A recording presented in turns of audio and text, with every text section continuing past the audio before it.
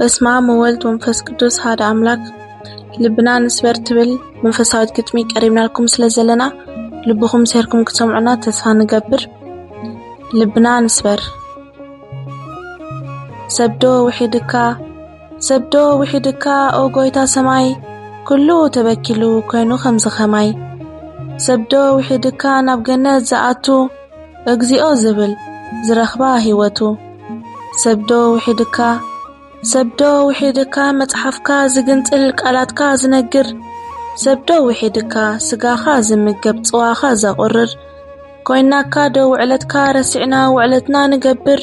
ብልስ ስሞ ንበል ሕሉፍና ንዘክር መን ኣሎ ኣብዛ ምድሪ ከማቶላ ዝነብር ንስኻ ግንሸል እምኖሎዛ ከተፈርስ ኣባጊዕኻ ድንቁይት ሕግኻ ክንጠሕስ ጎይታ ሰማይን ምድርን ባእዮዳ በኣና ዘይትድቅስ ጽዋትካ ግን ኣይግድን ንቤትካ ንራኽስ ንመለስ ከንፈርኦን ኣይትረልብና ህድእ ንበልሞ ትሕትና ለቢስና ቁሊሕ ንበል ናብ ሰማይ እዳውና ዘርጊሕና ማና ክንመገብ ካብቲ ፈጣሪና ወገነይ እስኪ ንሕሰብ ካብ ብዙሕ ንልፍልፍ ብብዝሒ ንዛረብ ኣምናይ ሓሶት ዳንኬራ ካብ ንሕንበብ በቃ ኮንቱ ክብሉና ኩሉ መልኣኸ ወሰብ ወረንታይ ወሪድና ናብኡ ኢድና ዘይንህብ ዓለም ከለና ንዓለም ንደሊ ኣብ ክንዲ ሰናይ ንፍቕሪ ንፈልዲ ኣብ ክንዲ ሰላም ንጽልኢ ንሓሪ ንኺት ግዳን ንለምን ኣብቲ ናቱ በሪ በሃብቲ ናይ ምድሪ ኣመና ሰኺርና ትዕቢት ሳዕሩር ኣፍ ልቢ ገቲርና ፈጣሪ እንከሎ መድሓኒ ናይ ኩልና ንሰብ ንፈርሕ ንኣምላኽ ገዲፍና ወይዚ ሰብ ክቡር ከማይ ከማኹም ፍጡር ዘይንፈልጥ እኮ መና ከም ዝነብር ዕድመና ሓፂር እንተበፅሐ 70-80 ንሱ እኮ ብፃዕሪ ብቓንዛ ኮንቱ ንምነያ እንታይ እዩ ትርጉሙ እዚ ዕንድራ ዕብዳኑ ሰብዶ ኣይኮናን መስመትና ንጨኑ ዓጽሚ ስጋና ይፍለ ነብስና ንበይኑ ነስተውዕል ወገነይ ግዜ ንሓሉ እንታይሞ ትርጉሙ ሓሊፍዎ እንድዩ ተጸጊሙ ዘይሓገዝናዮ ኣብ ጸግሙ ዘይበጻሕናዮ ኣብ ሕማሙ ነጸለና ልዕልና እንተበኸናሉ ንምስል እንተሓዘናሉ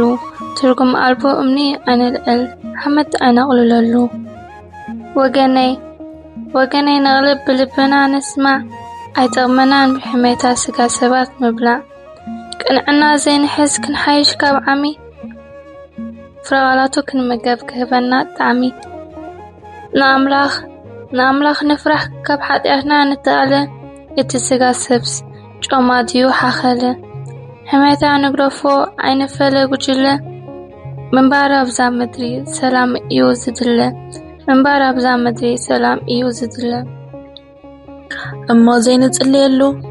እሞ ዘይንጽልየሉ ነዚ ግዜ ብንእስነትና እባ ኣይንዋዘ ንብድል ኣብ ልዕሊ ከማና ፍጡር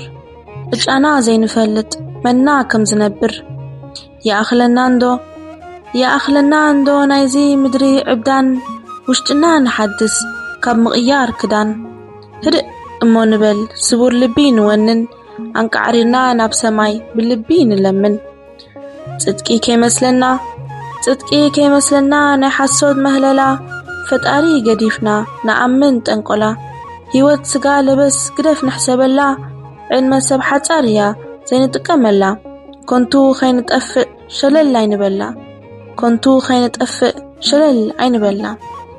ወስብሐት ለእግዚአብሔር ወለወላዲቱ ድንግል ወለመስቀሉ ክቡር አሜን።